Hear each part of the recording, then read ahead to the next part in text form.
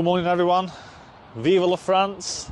Now we've had to stop for a baby squawking dirty nappy stop, so we're just at an air in France. We're about 30 kilometres away from Nantes, so we're making pretty good time really. The ferry was absolutely horrendous. It was right choppy. It was choppier than anything that I've ever experienced before. I've not been on a ferry for ages, but I'll just give you a little bit of a view of where we are.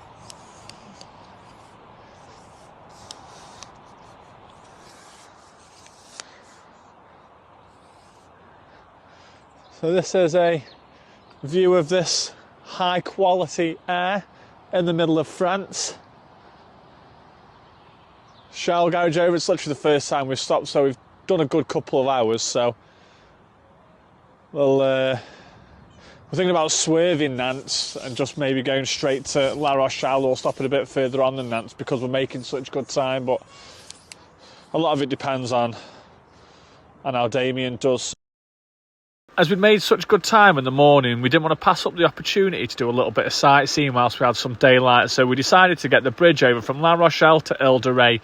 This is the second largest bridge in France and is over 1.8 miles long. The original plan was we were going to go and see the fort, but naively we didn't check when the fort opened, and the fort unfortunately was only open from April to September, so it was back to the drawing board, and we had a little bit further around the coast where we managed to catch our eyes on what looked like a bit of an old monastery. So we pulled over, managed to squeeze the camper under the 2.1 metre barrier and proceeded to have a look around.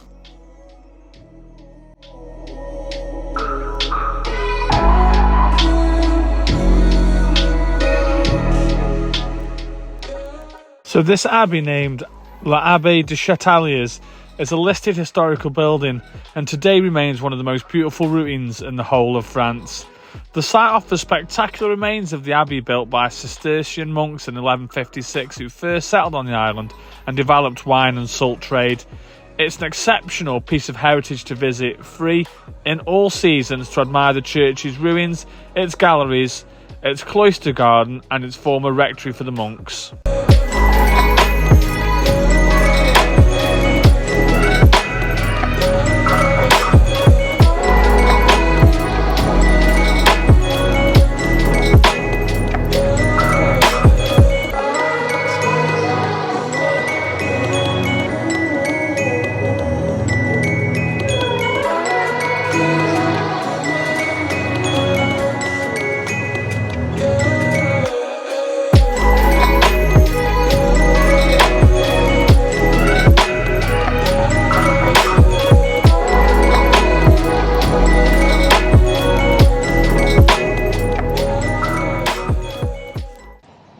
So this is the site we stayed on when we were in La Rochelle.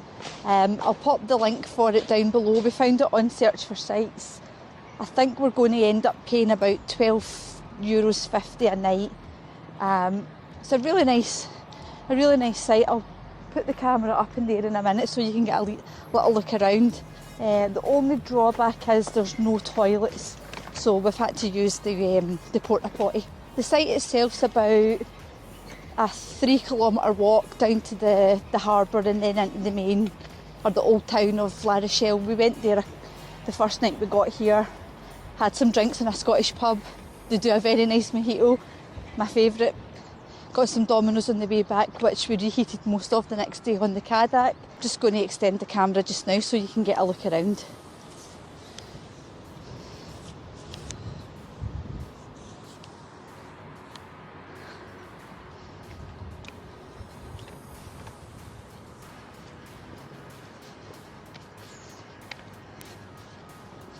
Pretty quiet just now.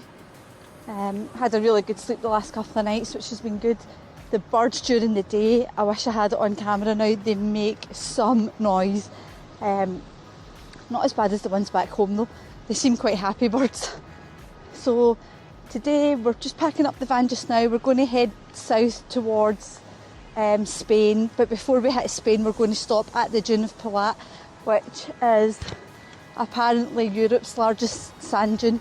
So yeah, we're going to head there this afternoon and you'll see some of that in the video, no doubt.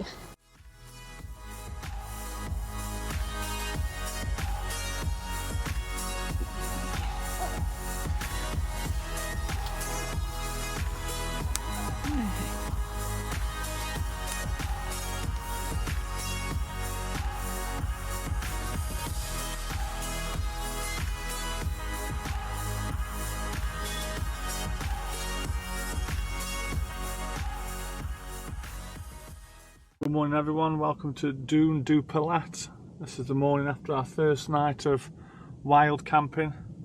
I have to pardon the mess, it's always worse at night. Morning babe. And there's the, I'm not sure if you're going to be able to see him, but the wee man is in there. Let me just show you where we've parked.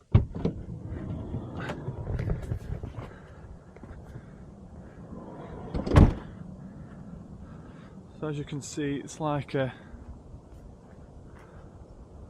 woodland, a little bit like Formby, to be fair, or anything that's done by the Forestry Commission. So it's really nice. So just down this way is the sea. I'm not sure if you'll be able to hear it in the background, but that's the Sea of Biscay down there. So we had a little walk around last night about 9 o'clock and it was going absolutely wild. Here he is, he's awake now. He's getting bigger. Getting bigger. Uh-oh. Uh-oh. Tell you what else as well. We've used because we didn't have electric hookup home because it was a bit chilly last night, we used our Karcher condensation hoover thing for the first time. That is unbelievable, that is. That's just off the side window and the back window. That's mad. So this air that we stayed at was a bit further down, probably 20 minutes away from the big dune. And it was just one that we'd seen on Search for Sites, and it was absolutely gorgeous. I say it was like a big woodland, and as part of the woodland, obviously there was plenty of spaces to park, but we parked the closest we could get to the sea. But it had things like red squirrels in there. So for those of you that have ever been to Formby, I spent ages trying to find a red squirrel. But walking around here, just taking the wee man for a walk, I managed to find 3 or 4 red squirrels, and at one point one ran over the top of the camper and the trees. So that was absolutely amazing. Lisa was absolutely buzzing to see that. And about a 10-minute walk away from where we were parked was a nice little walk through some woodlands and over some sand dunes, and that brought you out to the most amazing beach that you've ever seen. But on top of that, some of the waves that we saw were absolutely massive. And to be fair, I think since we've come down France and stuff like that, I've been amazed as to how big the waves are. And this air that we stayed in, I think it worked out at roughly £7.50 a night. So, you know, for me, that was the sort of place where I could have quite easily have spent 4 or 5 nights. But because we're sort of chasing the sun, what we wanted to do was we wanted to make sure that we were heading south and make sure we could spend the day at Dune Du Pilat before we headed on. And just to use up a little bit of time before Rory's next bottle was due, I wanted just to have a walk with Lisa down to the beach that we'd seen the night before, and just to see what it looked like in daylight. It's amazing how different things look in the day compared to the night. And although we were only 30, 40 miles away from Bordeaux, and although we were only 300, 400, 500 miles away from England, this place felt like it could have been at the opposite end of the world. It was just absolutely stunning. Disguised as a friend, but you don't know me. For you, I'm no more than a throwaway. You steal my time and you're smoking it. The words you're using are violent. Not so much, I'm just a pay my rent. How far will I go? I am wondering. Till I'm out of touch with reality, and wish for someone else in this life to be. And the beach was just the beginning. We then headed to Dune Du Pilat, where we just saw the most incredible scenery that we'd ever seen in our lives.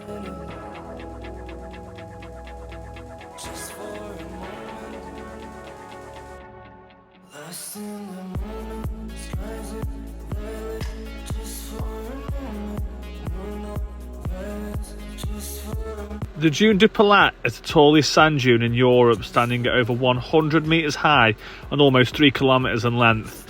It's located in the southwest region of France on the Atlantic coast. It's roughly 60 kilometres southwest of Bordeaux. The dune is constantly changing shape due to the wind and tides, and it's a home to a variety of plants and animals, including the endangered European grasshopper. If you're ever near that area of France, believe me, you don't want to miss that spectacular sight. It's got to be, if not, the most amazing natural wonder that we've ever seen. Get my final rest with my mind at peace. Lost in a just for lost in a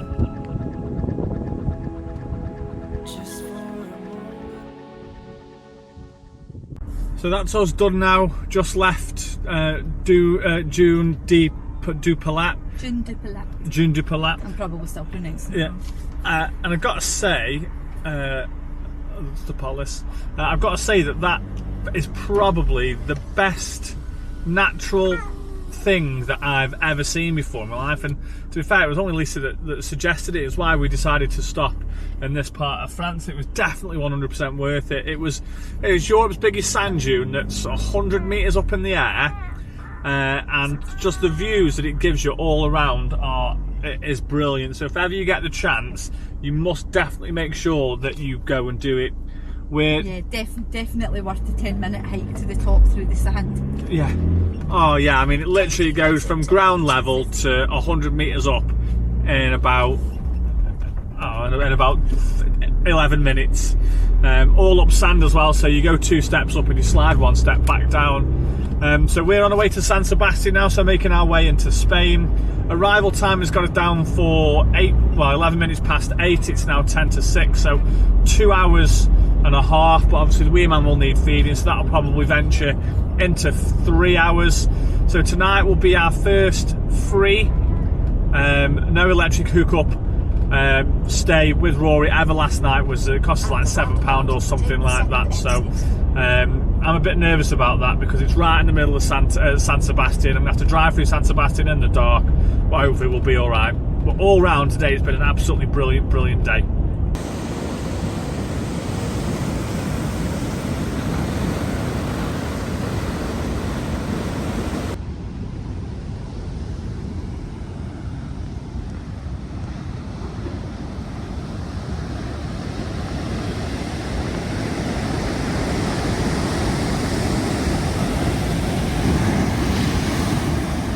On most of the mornings I've been doing like unveilings of where we stayed the night before, and I've quite enjoyed doing it really. So this was when we were on the front at San Sebastian, and it was literally 10 metres away from the sea. But obviously had to cross this bit of a road and stuff like that, but it was absolutely beautiful.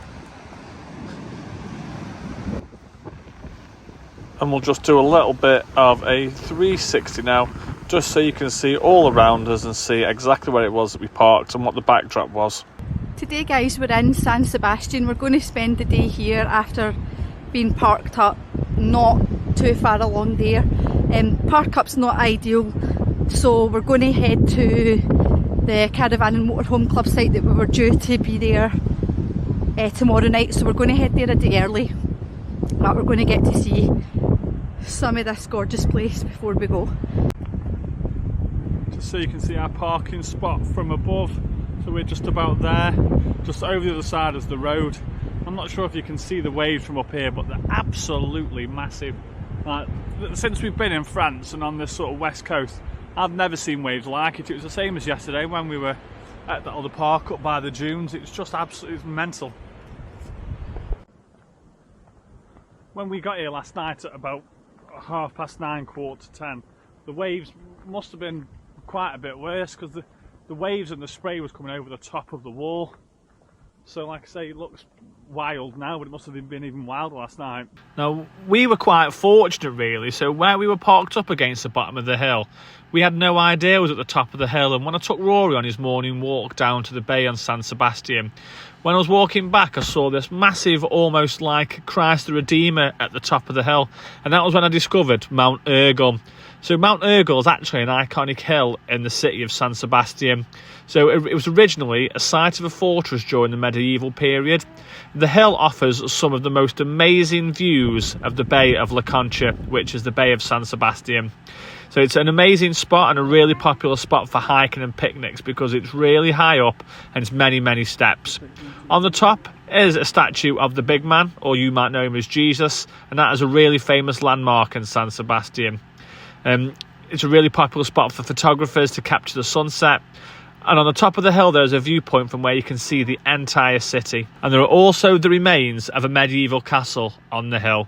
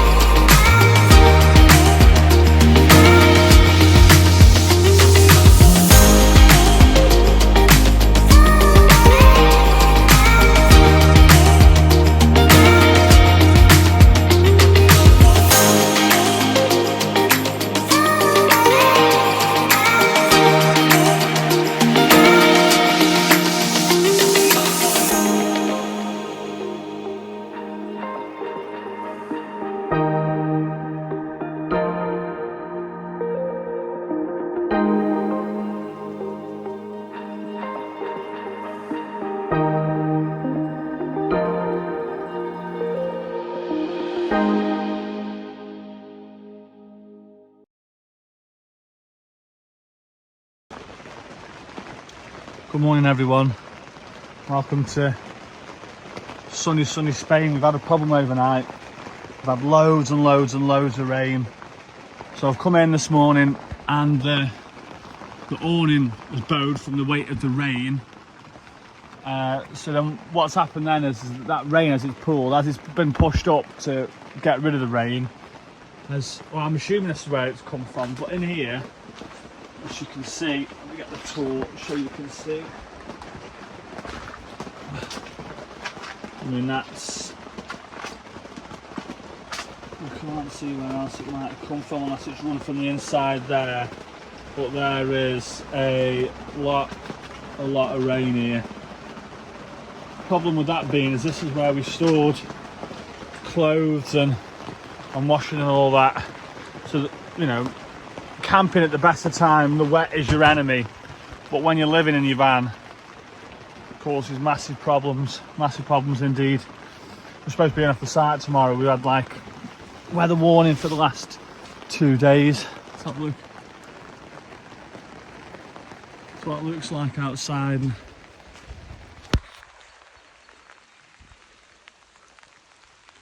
It's absolutely lashing it down. Like I say, it's going to be 8% chance of rain all day.